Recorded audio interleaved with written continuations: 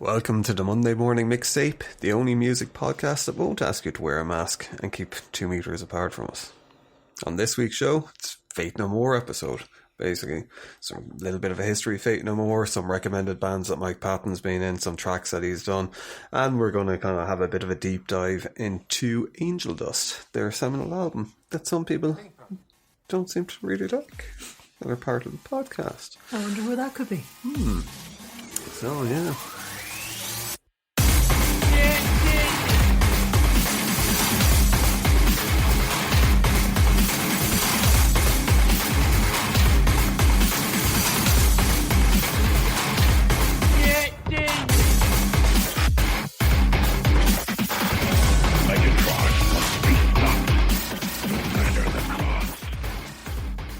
So, as we were saying, it's a Fate No More centered podcast. Kind of like we're just going to start off the show with a very, very brief history of them, a little bit of a kind of run through where they are now today, or how they got there today. Does that make sense? No. This whole coronavirus thing is, not that I have coronavirus, because I'm a clean human being. Cleanliness has nothing got to do with it. Washing your hands, it kind of implies, cleanliness doesn't is it? next to godliness. By constantly saying about washing your hands, stay away from people, it kind of implies that people that get it aren't washing their hands. Which it doesn't, like, you know, it's not like someone sneezes in your fucking face. Is this the coronavirus podcast or the Fate No More podcast? A bit of both. Okay. Just checking. Yeah, kind of like drifting into that kind of like insanity level now at this time. Indeed. But yeah, Fate No More, yeah. Later on in the show we're going to be doing a bit of a deep dive into Angel Dust, which one of my favourite albums of all time, but as well it's glad you clarified it was an album, not the actual drug. I quite like Angel Dust as well. Yes. I smoke it normally just before we come on the, you smoke the show. it? Yeah, with cricket. Cricket? Rickety cricket? Rickety cricket, yeah. I see. But yeah, and we're going to have some recommended bands that Mike Patton is in, because he's in like 50 million of them now, I think, or something like that. At least, at last count. And it keeps popping up. One of the things, because I remember what I'm going to say on it, is that band with like some of the lads from Anthrax, they released a track, a kind of retro track on that. Was it Soldiers of Doom, I think they were called? But they did one where it's like Speak Mexican or Die. The original was Speak English or Die. I'll come to, but I will forget to talk about that later on. I love the way you're time I'll go traveling. looking that up, because it's actually quite good. It's funny watching Mike Patton. I think sometimes when he just loses, it's funny watching Mike Patton full stop. He kind of cracks me up. But anyway, kind of like Fate No More. Yeah. People who aren't familiar with Fate No More, I suppose their legacy is that they're massive in the 90s. The fucking massive influence on a lot of different kind of like genres, different types of bands. I think predominantly what you'll see is if people are doing kind of like lists of bands that influenced new metal or rap metal, you'll see Fate No More coming up on it, which I think they influenced, but Fate No More were never like a rap metal classify band. him as that, no. Yeah, like Patton might have done that in a couple of different songs where he's using like the earlier stuff, but geez, I wouldn't consider that's just, a rap I think, metal band. his style of singing is kind of rhythmic staccato kind of machine gun kind of stuff. Yeah, I think their main legacy was that they're a very unusual rock band that kind of like had heavily influenced by loads of different musical. Everyone in the band was into different things. Like say in their golden era, kind of like of Angel Dust. You had Jim Martin was in the band, who was very much a metal guitar player and very much into metal, so he had that influence there. And then some of the other guys were into jazz, and Patton, I think, was just into everything, you know, and kind of like there was funk, but it was one of the first highly successful bands, I think, that kind of like melded all these genres together, and as such had a fucking dramatic impact, I think, on say alternative or heavy music kind of going forward, where people were like, shit, I didn't realise, I thought I just had to play fucking kind of like Iron Maiden kind of like the whole time, or, you know, and whereas people were like, oh fuck, I can throw that in there, control it, you know, like Korn would be heavily the Deftones would be heavily influenced by it. Whereas with Korn, where people go, because I don't like the term new metal anyway for some of the things, because it seems to be almost disparaging at this I stage. think people kind of think of Limp Bizkit when they think of new metal, whereas like you look at Korn or a metal band through and through, an experimental metal band through and through. And you look at the bass, I think in Korn is very similar, not very similar, but you can see the influence from Faith No More and funk. There's a lot of metal stuff at the time. You're not going to fucking have like nothing disparaging it, because I love Judas Priest and I love Iron Maiden and all, but they weren't going to start putting in kind of like funk melodies into the middle of songs. But like, I mean, that's really the kind of like Faith No More's legacy, as well as I think Mike Patton probably influenced a whole fucking generation of singers as well, and brought that kind of aspect into it. But yeah, I suppose when they started off kind of like in the, well, not Faith No More, but the birth of Faith No More would have been in the late 70s, really, with the bass player Bill Gould. He ended up joining a band called Faith No Man, which was basically the only other people that would have been in it at the time would have been Mike Puffy Borden, who was the long-term drummer. One of the things that was a consistent thing with Faith No More, or the consistent people with Faith No More over the years, would have been Gould, Puffy, and it'll come to me. Why won't it come to me? The guitar player who ended up coming in shortly after it, kind of like the whole thing. But it started when they were Faith No Man. And Faith No Man, I'd listened to one or two of their songs, and they were kind of like trying to, I don't know, to a certain extent kind of remind me of Spandau Ballet, but a little bit heavier. But you know, it was that kind of new romantic era, or not new romantics, but just that new wave kind of British music where they were kind of copying the thing. And they were fronted by a singer, the name was Morris, and they ended up having, which seems to be kind of like an ongoing thing through Faith No More's life cycle as well, where they kind of like, they were butting heads with this guy throughout, so they all kind of like decided that they're going to break up. But the people that actually liked themselves were fucking whatchamacallit, Gould and Puffy. This is terrible. I'm sorry, people. I'm going to have to use the dreaded Wikipedia. Roddy Bottom, yeah, he came in and replaced the keyboard player as well. But those three people were like the consistent factor throughout. I don't know how you've managed to forget his name, because like Roddy Bottom is just such a hilarious. I don't know. Name. It's the coronavirus thing. I'm just so worried about the whole state of the world at the moment. My mind is taken off things.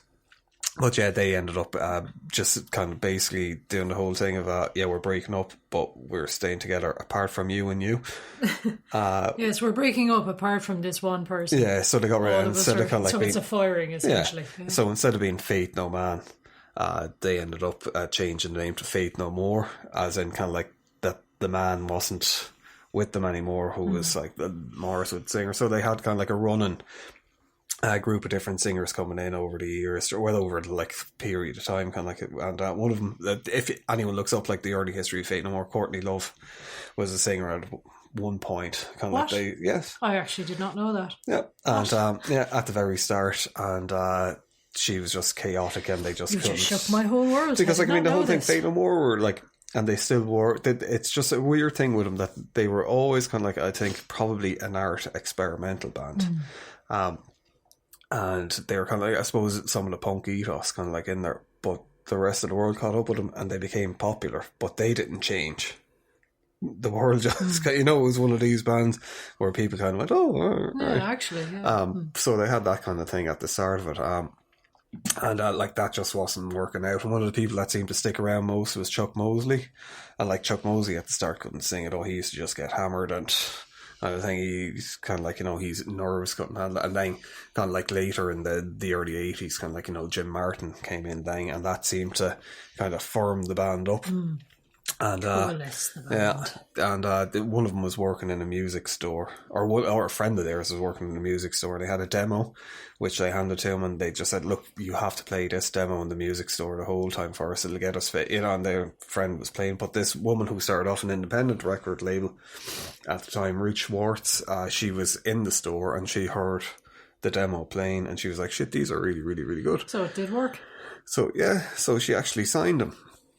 And it would have been We Care a Lot. And then on the back of that, they went off doing and Introduce Yourself. Obviously came with that as well. But I think they got signed by Warner Brothers by that stage. So then they ended up going on tours. And then when they were on tours, kind of like the wheels started falling off the fucking bus again.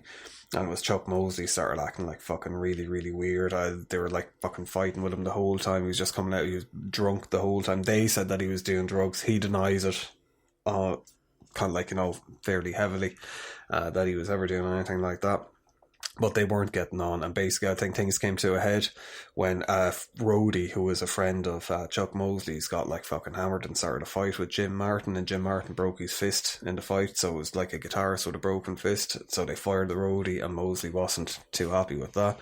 He attacked I think Roddy Bottom at one stage, or Bill Gould on the stage as well, throwing punches at him. So they just weren't getting on. Then when they got back, he was like, the next album should be an acoustic album, and they were like, you just don't get it.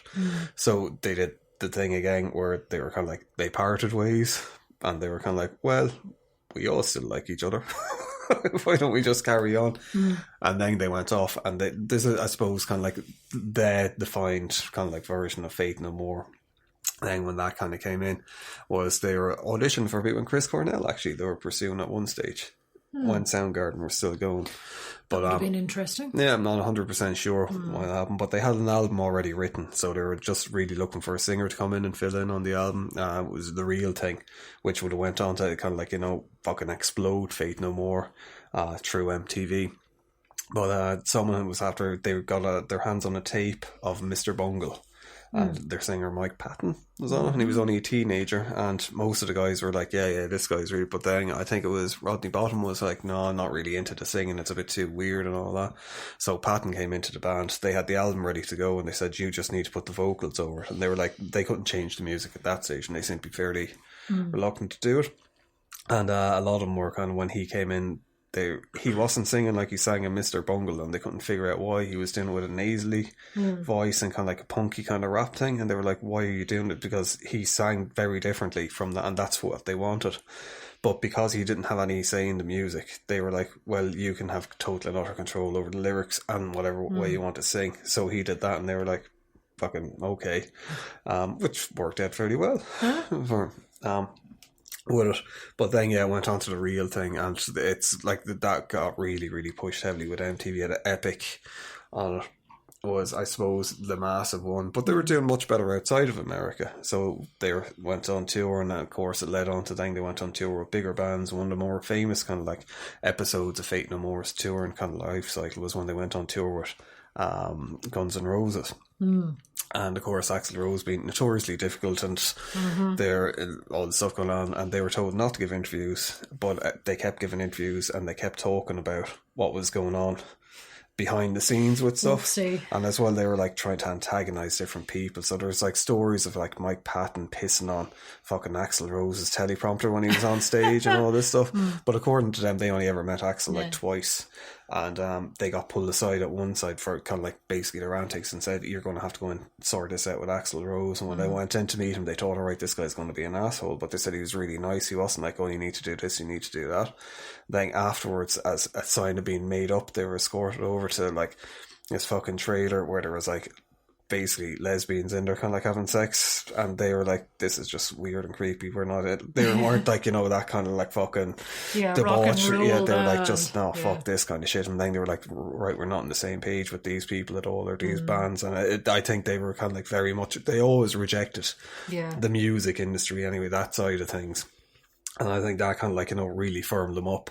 And then kind of like their experiences on the road and all that kind of really paved the way for Angel Dust, which it's kind of like, whereas fucking The Real Thing was one with all the kind of like, say, probably more famous songs that are on it, or kind of like more kind of like accessible songs. It's for, we'll talk about it later on in the show, but like with Angel Dust, it was basically them saying, this is what we want to do. All their different kind of like influences came together. This is our sound. And Mike Patton had more creative control over things. But of course, because of that thing, it led to Jim Martin at the end of the whole kind of like Angel Dust cycle leaving, because he was like, no, we're playing gay fucking disco.